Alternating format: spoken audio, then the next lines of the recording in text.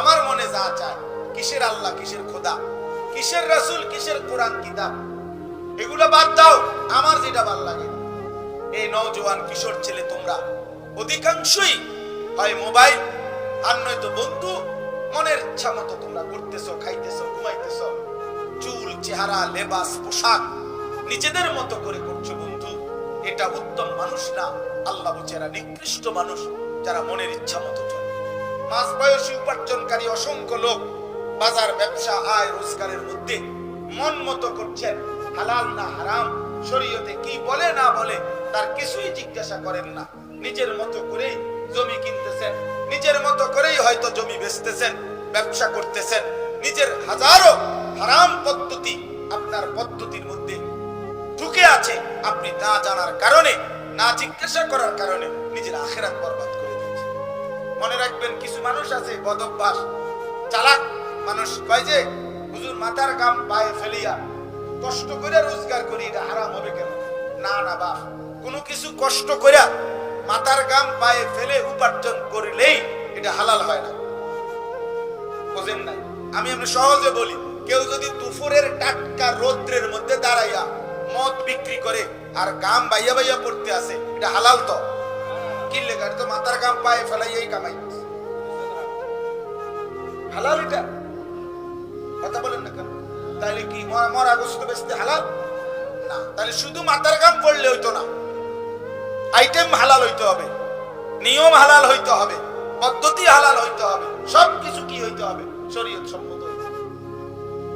অতএব আমরা ওয়াত্তাবাউশ শাহওয়াত, মনের চাহিদার যে অনুসরণ করে, তাহলে এই দুই কথা শেষ।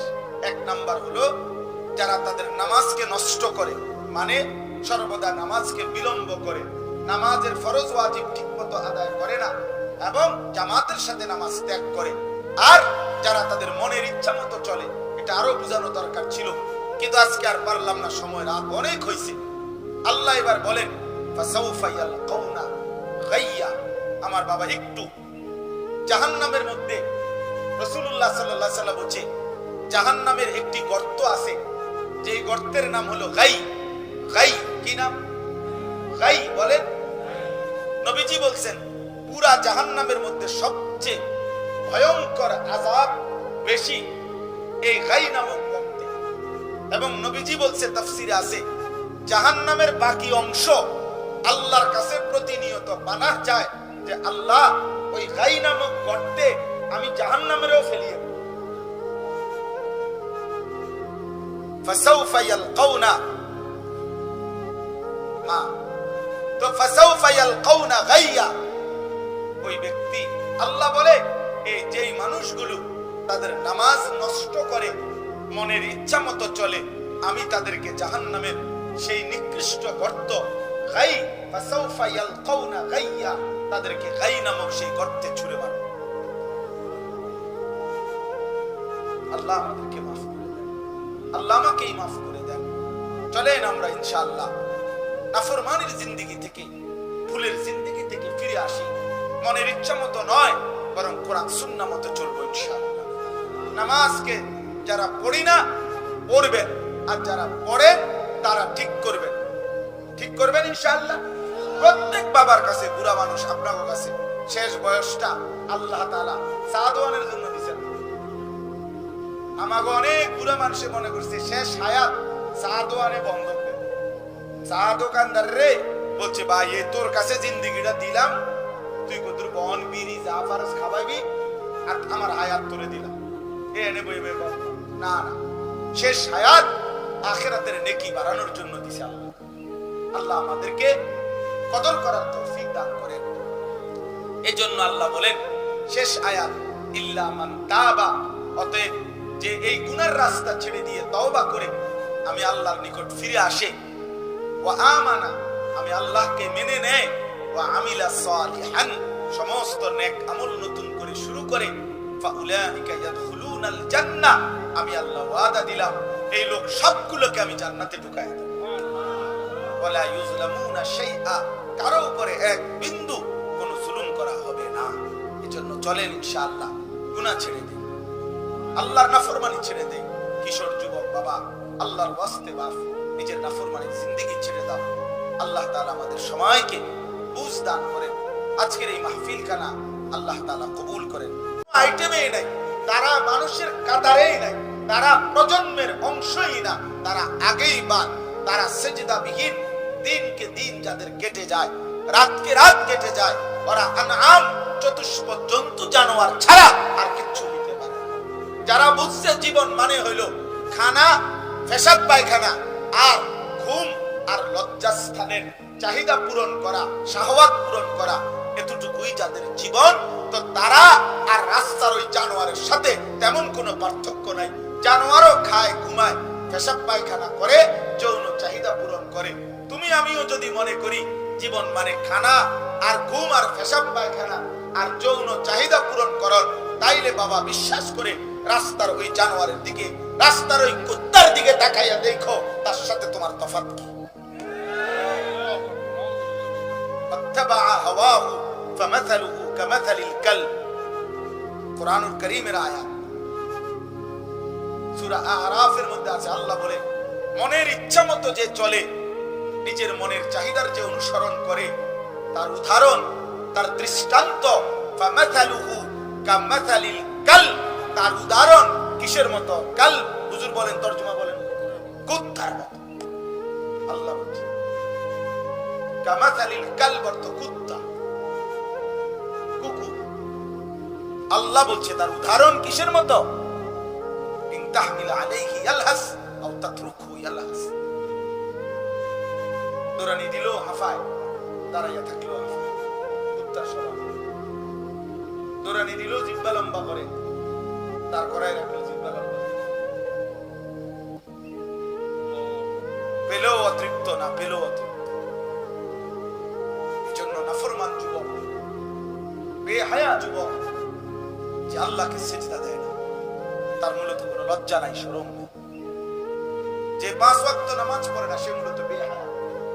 কারণ এই সমাজের মানুষ কেউ যদি কাউকে 1 সপ্তাহ 2 সপ্তাহ কতর নাস্তা পানি করে, খাওয়াইছে দাওয়াইছে 20 টাকা 50 টাকা, 15 দিন পরে যদি একটা কাজে ডাকে, ওই লোকটা যদি তার কথা অ্যাভয়েড করে, প্রত্যাখ্যান করে, তো মানুষ, সমাজের সবাই বলে তার মতো এত বড় নিমক খারাপ, তার মতো এত খারাপ মানুষ হয় না। এমন অজাত, তার এমন হয় যে 15টা দিনে বেড়ায়, কত দেখলাম নাস্তা খাওয়া, আর আজকে কদ্দুর ডাক দিছে, তে কদ্দুর কথাটা পাত্তাও দিল না, একটা বড় শক্ত নিমক খারাপ। আর এত বড় কায়নাত, এত বড় আসমান ও জমিন, হুয়াল্লাযী খালাকা লাকুম মা ফিল আরদি জামিআ। আল্লাহ বলে, বান্দা আমি জমিনের সব তোমার জন্য বানাইছি, আসমান আমি আমার জন্য সাজাই নাই, তোমার জন্য সাজাইছি। সূর্য ওঠে বান্দা তোমার জন্য, চন্দ্র ওঠে তোমার জন্য, রাত হয় তোমার ঘুমের জন্য, দিন হয় তোমার উপার্জনের জন্য। আমি রব্বুল আলামিন জাআলনা নাওমাকুম ওয়া জাআলনা নাওমাকুম সুবাতা, আমি ঘুম দিয়েছি তোমার ক্লান্তি দূর করার জন্য, রাত্রি দিয়েছি তোমাকে ঘুমের পরিবেশ করার জন্য, দিনের আলো দিয়েছি মাআশা, উপার্জনের জন্য। আমি আল্লাহ গোটা কায়নাত, ইন্না জাআলনা মা আলাল আরদি জিনাতাল লাহা, সৌন্দর্যময় করে পৃথিবী আমি আল্লাহ সাজিয়েছি বান্দা তোমার জন্য, তোমার জন্য, শুধু তোমারে বানাইছিলাম আমার জন্য। সারে দুনিয়া তেরে লিয়ে, তু সিরফ মেরে লিয়ে, तमाम পৃথিবী তোমার জন্য, তুমি শুধু আমার জন্য। সেই তুমি এত কিছু পেয়ে আমি আল্লাহকে ভুলে গেলাম, আমারে সিজদা দিলা না। তোর মত নিমক হারাম গাদ্দার বেঈমান আর কেউ হইতে পারে না। জন্য বেনামাজি মনে রাখো, তোমার মত নির্লজ্জ বেহায়া আর কেউ, তোমার কোনো পরিচয়, তোমার কোনো কি নাই, মানুষের কোনো কাতারে না। ভাত কতটি খাইতেছ, আরো খাও, বালতি দিয়া ভাত খাও, বালতি দিয়া। দেখো মানুষের বেড়ি, দেখো মোবাইলের সারা পৃথিবীর নর্তকী দেখো, এ দেখেই যাইবা, শরীরও শেষ, চরিত্রও শেষ, হ্যাঁ, কোমরও শেষ, হাড্ডিও শেষ, সবই শেষ। এক সময় দশভঙ্গ রোগী ছাড়া আর হার্বাল কোম্পানির ওষুধ ছাড়া আর কোনো কাজ নাই। আমার বাপ চাচা মুরব্বী আছে দেখে আর বেশি কিছু কইলাম, আলগা পাইলে আরো কইলাম।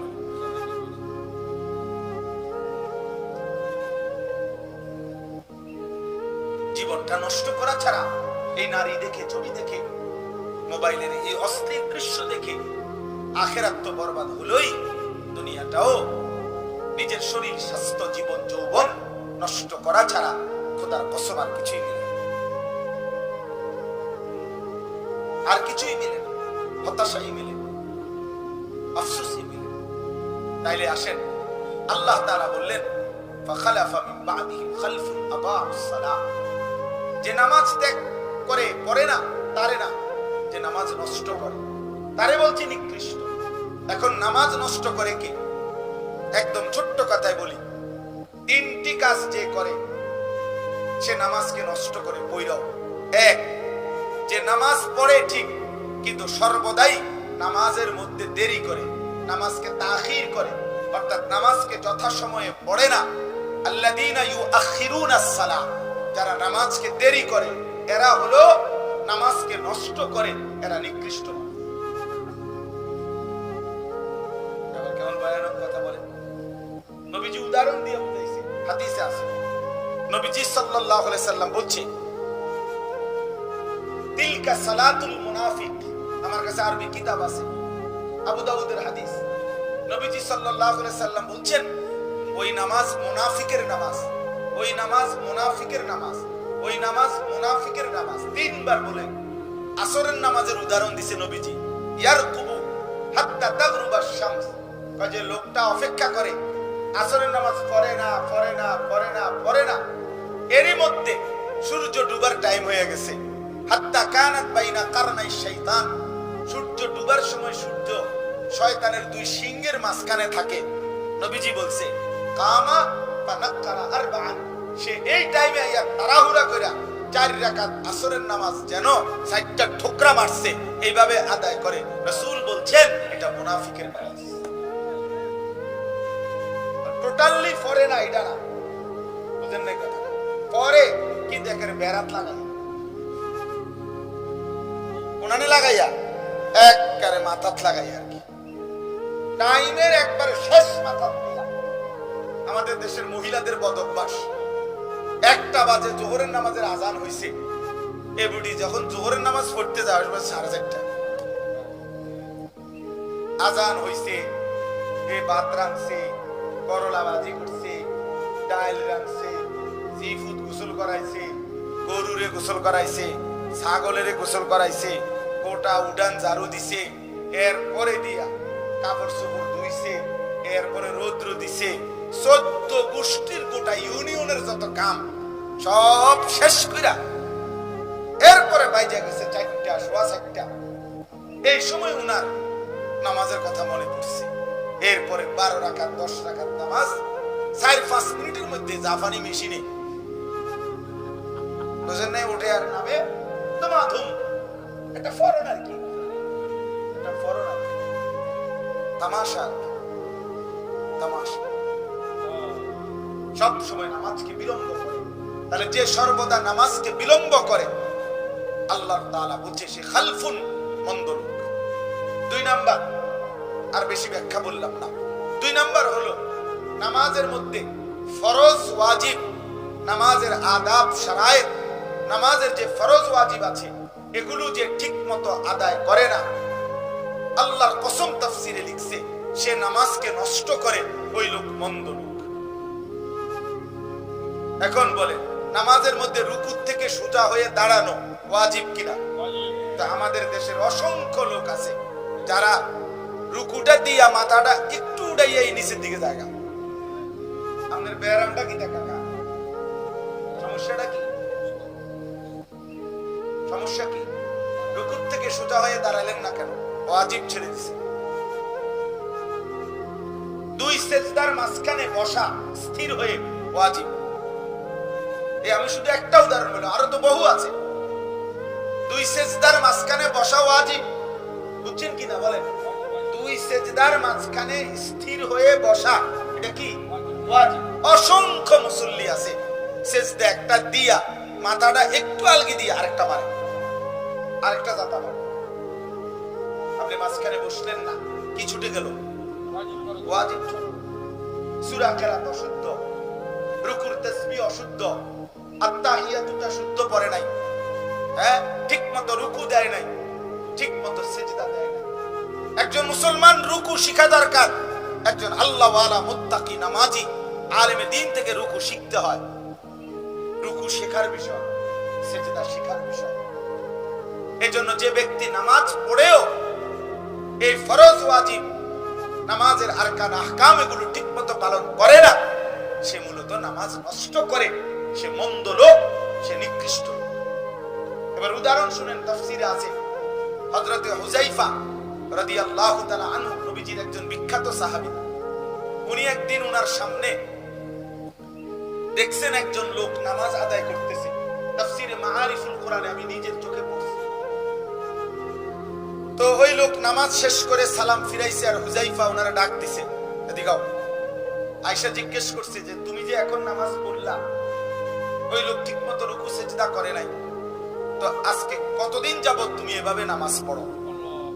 ওই লোক বলছে সাহাবীর কাছে যে গত 40 বছর যাবত আমি এভাবেই নামাজ পড়ি। উনি বলছে আল্লাহর কসম, গত 40 বছর তুমি কোনো নামাজই পড়ো নাই, কোনো নামাজ আদায় করো নাই। কি খবর চাচারা? যারা নামাজ টোটাল পড়ে না তাদের বিষয়টা তো বললাম, কিন্তু আপনারা যারা পড়ার নামে তামাশা করেন, আপনাদের হালাত। 60 বছর বয়সও আপনার কলজার মধ্যে 10টা সূরা ঠিক করার মতো মানসিকতা আসে নাই? আপনি আজও বুঝলেন না যে আত্তাহিয়াতু ঠিক করা দরকার?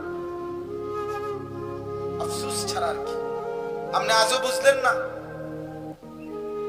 আমার শায়েখ আল্লামা মুফতি মুশতাকুন নবী কাসিমি হুজুর আমারে 4-5 বছর আগে একদিন বলছে, মাওলানা কয়েকজন আলেমকে রেডি করেন, আমরা খুলনা যাব। আমি 33 জন আলেম রেডি করছিলাম। তো যাওয়ার আগের দিন বললাম, হুজুর খুলনা কোথায় যাব, কেন যাব? বলছে পাকিস্তান করাচির বিশ্ববিখ্যাত বুজুর্গ কুতুবে আলম আরিফ বিল্লাহ হযরত মাওলানা শাহ হাকিম মোহাম্মদ আখতার রাহমাতুল্লাহ আলাইহির একজন খলিফা, খুলনার হযরত মাওলানা মুফতি নুরুল আমিন সাহেব, অনেক বড় বুজুর্গ। বলছে উনার কাছে আমরা যাব। আমার শায়েখ আল্লামা মুফতি মুশতাকুন নবী সাহেব বলতেছে, মাওলানা আমরা ওনার কাছে যাব, 3 দিন থাকবো, শুধু সুন্নাত মোতাবেক ওযু নামাজ শেখার জন্য। এবং কসম আল্লাহ, ওই 3 দিন থাইকা আমরা হযরতের কাছে যখন ওযু নামাজ শিখছি, তো আমিও শায়েখ আমরা সব আলেম আমরা স্বীকৃতি দিছি দাঁড়াইয়া যে আমাদের নামাজের মধ্যে অসংখ্য সুন্নাতের খেলাফ ছিল। গত বছর খুলনার হযরত শায়েখ আমার বাসায় রাত্রে একদিন ছিলেন মেহমান হয়ে। সারাদিন প্রোগ্রাম শেষ করে আমার বাসায় ছিলেন। রাতের 1:30 বাজে আমি একাকি বাসায় বললাম, হযরত আমি রুকু সিজদা দেই, একাকি আপনি আমার এগুলা ঠিক করে দেন। অনেকক্ষণ হযরত দেখার পরে বলছে, মাওলানা রুকুতে শুধু ডান হাত, এটা একটু এদিকে বেশি চলে যায়, এটা আবার ঠিক করতে হবে। আবার দাঁড়ায়া হযরতের সামনে ঘুমের আগে এই রুকুর হাত ঠিক করে ধরাটা, এরপরে শুইতে গেছে। তাহলে আজও আমার শেখা বাকি আছে, আজও শেখা বাকি আছে। আপনাদের হালাত, আমরা কওমি মাদ্রাসার নুরানির বাচ্চারে যদি আমগো চাচা চাচার সামনে খাড় করাই যে একটু ডরাইস না, শুধু জেন দিয়ে ভুল করে চাচারে ধরে লেবি, হ্যাঁ শুধু ধরে লেবি, জাতা দিয়ে লেবি, চাচারে দাদারে ধরে লেবি আঞ্জা দিয়া, কামড়া করছেন কি করে? আত্মা ইয়ে তুই আমি নিব।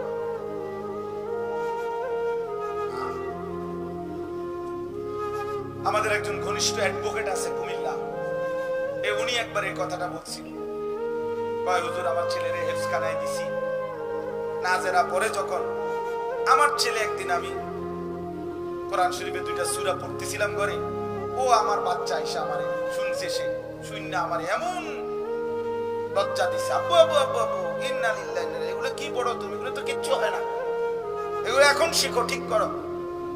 এ কয় হুজুর তার লজ্জায় আমি আলহামদুলিল্লাহ কোরআন শরীফ ঠিক করছি। আমার বাপ রাগ হইয়েন না, রাত হয়েছে, আমি ইচ্ছা করে দেরি করতে পারতেছি না, আমি এখান থেকে আবার সিলেট যাবো আজকে ইনশাআল্লাহ। তো এই জন্য বললাম যে আপনাদের কাছে যারা নামাজ পড়েন আপনারা নামাজ সুন্দর করেন আর একটু ঠিক করেন। ওলামায়ে কেরাম আছে আপনাদের কাছে, প্রত্যেক অঞ্চলে উম্মতের হেদায়েতের জন্য, রাহবারির জন্য আল্লাহ তাআলা সিস্টেম রাখছে, এটা নিজাম, যে প্রত্যেক ওয়াজাআকুমুন নাদির আলাম ইয়াতিকুম নাদির, আল্লাহ তাআলা হয় প্রদর্শনকারী আলেম দ্বীন উলামা আপনাদের অঞ্চলে আছে। আপনাদের ওযু নামাজ, ছেলেরা তোমাদের অনেকের ফরজ গোসল, বীর্যপাত হলে গোসল ফরজ হয় বাবা, এই ফরজ গোসল ফরজ শরীয়তের মোতাবেক করতে হয়, আদায় করতে হয়। নাকের নরম জায়গায় পানি পৌঁছানো গোসল ফরজের সময়, এটা ফরজ। এখন নাকের নরম জায়গায়, এই মানুষের নাক বাঁকা হয় যে এর দূরে এটার একবার নরম জায়গা, এখান পর্যন্ত পানি পৌঁছাইতে হয়। তো ওযুর মধ্যে আমরা স্বাভাবিক নাকে যে পানি দেই এতটুকু যথেষ্ট না, কারণ ওযুর মধ্যে নাকে পানি দেওয়া সুন্নাত, ওটা একটু কম হইলেও সমস্যা নাই। কিন্তু ফরজ গোসলের মধ্যে নাকে নরম জায়গা পর্যন্ত পানি পৌঁছানো কি ফরজ। এটা যদি এক বিন্দু কম হয় তাইলে ফরজ আদায় হবে না। আর আদায় না হলে আপনারে যদি বঙ্গোপসাগরে নিয়ে সুবানি দেয় তারপরেও আপনি পবিত্র হবেন না। আর অপবিত্র ব্যক্তি যদি কাবা শরীফের ছাদে উঠেও নামাজ পড়ে তার নামাজ কবুল হবে না। না না দৈন্তান নাইকান না,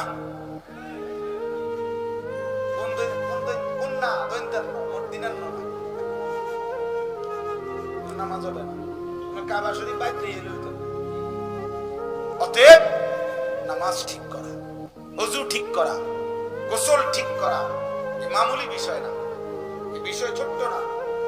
এই পবিত্রতার মধ্যে আমার নামাজ, পবিত্রতার মধ্যে লা তুকবালু সালাতুন বিগাইরি তুহুরিন। এজন্য বললাম আল্লাহ বলছে ওই মানুষগুলো নিকৃষ্ট যারা তাদের নামাজ নষ্ট করে। তাহলে এটার দ্বিতীয় অর্থ হলো যারা নামাজের ফরজ ওয়াজিব, নামাজের আদাব আর কান নিয়মাবলী ঠিক মতো আদায় করে। 3 নাম্বার, নামাজ নষ্ট করে কারা? তাফসীরের মধ্যে লিখছে যারা জামাতের সাথে নামাজ আদায় করে না। যারা কিসের সাথে নামাজ আদায় করে না, তারা তাদের নামাজকে নষ্ট করে, তাদের নামাজকে নষ্ট করে। এই জন্য দয়া করে প্রত্যেকেই উত্তম মানুষ হওয়ার জন্য 1 নম্বরে নামাজ বাধ্যতামূলক পড়া উচিত। 2 নম্বরে নামাজকে আরো সুন্দর জামাতের সাথে উপযুক্ত সময় হলেই যথাসময়ে আদায় করে ফেলা উচিত। আল্লাহ আমাদেরকে তৌফিক দান করেন। শেষ কথা হলো দ্বিতীয় অংশের মধ্যে আছে আল্লাহ বলেন নিকৃষ্ট মানুষ, মন্দ লোক, মন্দ জেনারেশন, এটার দ্বিতীয় পরিচয় হলো ওয়াত্তাবাউশ শাহওয়াত, যারা সব ব্যাপারে মনের চাহিদার, কামনা বাসনার অনুসরণ করে। ওই যে বলছি যেটা আমার মনে যা চায়, কিসের আল্লাহ, কিসের খোদা, কিসের রাসূল, কিসের কোরআন কিতাব, এগুলো বাদ দাও, আমার যেটা ভালো লাগে। এই নওজোয়ান কিশোর ছেলে তোমরা অধিকাংশই হয় মোবাইল আর নয়তো বন্ধু, মনের ইচ্ছা মতো তোমরা করতেছো, খাইতেছো, ঘুমাইতেছো, চুল, চেহারা, লেবাস, পোশাক নিজেদের মতো করে করছো। বন্ধু, এটা উত্তম মানুষ না। আল্লাহ বলছে এরা নিকৃষ্ট মানুষ যারা মনের ইচ্ছা মতো চলে। মাঝ বয়সী উপার্জনকারী অসংখ্য লোক বাজার, ব্যবসা, আয় রোজগারের মধ্যে মন মতো করছেন। হালাল না হারাম, শরীয়তে কি বলে না বলে তার কিছুই জিজ্ঞাসা করেন না। নিজের মতো করেই জমি কিনতেছেন, নিজের মতো করেই হয়তো জমি বেচতেছেন, ব্যবসা করতেছেন। নিজের হাজারো হারাম পদ্ধতি আপনার পদ্ধতির মধ্যে ঢুকে আছে। আপনি না জানার কারণে, না জিজ্ঞাসা করার কারণে নিজের আখিরাত বরবাদ করে দিচ্ছেন। মনে রাখবেন, কিছু মানুষ আছে বদভ্যাস, চালাক মানুষ, কয় যে হুজুর মাথার গাম পায়ে ফেলিয়া কষ্ট করে রোজগার করি, এটা হারাম হবে কেন? না না বাপ, কোনো কিছু কষ্ট করে মাথার গাম পায়ে ফেলে উপার্জন করলেই এটা হালাল হয় না। বুঝেন নাই? আমি আপনি সহজে বলি, কেউ যদি দুপুরের টাটকা রৌদ্রের মধ্যে দাঁড়াইয়া মদ বিক্রি করে আর গাম বাইয়া বাইয়া পড়তে আসে, এটা হালাল তো? কি লেখা? তো মাথার গাম পায়ে ফেলাইয়াই কামাই। হালাল এটা? কথা বলেন না কেন? তাহলে কি মরা গোস্ত বেচতে হালাল না? তাহলে শুধু মাথার গাম পড়লে হইতো না, আইটেম হালাল হইতে হবে, নিয়ম হালাল হইতে হবে, পদ্ধতি হালাল হইতে হবে, সবকিছু কি হইতে হবে? শরীয়ত সম্মত হইতে হবে। অতএব আমরা ওয়াত্তাবাউশ শাহওয়াত, মনের চাহিদার যে অনুসরণ করে। তাহলে এই দুই কথা শেষ। এক নাম্বার হলো যারা তাদের নামাজকে নষ্ট করে, মানে সর্বদা নামাজকে বিলম্ব করে, নামাজের ফরজ ওয়াজিব ঠিকমতো আদায় করে না এবং জামাতের সাথে নামাজ ত্যাগ করে। আর যারা তাদের মনের ইচ্ছা মতো চলে, এটা আরো বোঝানো দরকার ছিল, কিন্তু আজকে আর পারলাম না, সময় রাত অনেক হয়েছে। আল্লাহ এবার বলেন ফাসাউফা ইয়ালকাউনা গাইয়া। আমার বাবা একটু জাহান্নামের মধ্যে রাসূলুল্লাহ সাল্লাল্লাহু আলাইহি ওয়াসাল্লাম বলেছে জাহান্নামের একটি গর্ত আছে, যে গর্তের নাম হলো গাই। গাই কি নাম? গাই বলেন। নবীজি বলছেন পুরা জাহান্নামের মধ্যে সবচেয়ে ভয়ঙ্কর আযাব বেশি এই গাই নামক গর্তে। এবং নবীজি বলছে তাফসীরে আছে জাহান্নামের বাকি অংশ আল্লাহর কাছে প্রতিনিয়ত বানাহ যায় যে আল্লাহ ওই গাই নামক গর্তে আমি জাহান্নামেরও ফেলিয়ে দেব। ফাসাউফা ইয়ালকাউনা, তো ফাসাউফা ইয়ালকাউনা গাইয়া। ওই ব্যক্তি, আল্লাহ বলে এই যেই মানুষগুলো তাদের নামাজ নষ্ট করে, মনের ইচ্ছা মতো চলে, আমি তাদেরকে জাহান্নামের সেই নিকৃষ্ট গর্ত গাই, ফাসাউফা ইয়ালকাউনা গাইয়া, তাদেরকে গাই নামক সেই গর্তে ছুঁড়ে মারব। আল্লাহ আমাদেরকে মাফ করে দেন, আল্লাহ আমাকেই মাফ করে দেন। চলেন আমরা ইনশাআল্লাহ নাফরমানির জিন্দেগি থেকে, ভুলের জিন্দেগি থেকে ফিরে আসি। মনের ইচ্ছা মতো নয়, বরং কোরআন সুন্নাহ মতো চলবো ইনশাআল্লাহ। নামাজকে যারা পড়ি না পড়বেন, আর যারা পড়েন তারা ঠিক করবেন, ঠিক করবেন ইনশাআল্লাহ। প্রত্যেক বাবার কাছে, বুড়া মানুষ আপনার কাছে শেষ বয়সটা আল্লাহ তাআলা সাদওয়ানের জন্য দিয়েছেন। আমাকে অনেক বুড়া মানুষে মনে করছে শেষ হায়াত সাদওয়ানে বন্ধ করে। চা দোকানদার রে বলছে ভাই এই তোর কাছে জিন্দেগিটা দিলাম, তুই কত বন বিড়ি যা পারস খাওয়াবি, আর আমার হায়াত তোরে দিলাম। এনে বইবে না না, শেষ হায়াত আখিরাতের নেকি বাড়ানোর জন্য দিছে আল্লাহ। আল্লাহ আমাদেরকে কদর করার তৌফিক দান করেন। এজন্য আল্লাহ বলেন শেষ আয়াত ইল্লা মান তাবা। অতএব যে এই গুনার রাস্তা ছেড়ে দিয়ে তওবা করে আমি আল্লাহর নিকট ফিরে আসে, ওয়া আমানা, আমি আল্লাহকে মেনে নেয়, ওয়া আমিলা সালিহান, সমস্ত নেক আমল নতুন করে শুরু করে, ফাউলাইকা ইয়াদখুলুনাল জান্নাহ, আমি আল্লাহ ওয়াদা দিলাম এই লোক সবগুলোকে আমি জান্নাতে ঢুকায় দেব। ওয়ালা ইউজলামুনা শাইআ, কারো উপরে এক বিন্দু কোনো জুলুম করা হবে না। এজন্য চলেন ইনশাআল্লাহ গুনাহ ছেড়ে দেই, আল্লাহর নাফরমানি ছেড়ে দেই। কিশোর যুবক বাবা, আল্লাহর ওয়াস্তে বাপ, নিজের নাফরমানির জিন্দেগি ছেড়ে দাও। আল্লাহ তাআলা আমাদের সবাইকে বুঝ দান করেন। আজকের এই মাহফিল খানা আল্লাহ তাআলা কবুল করেন।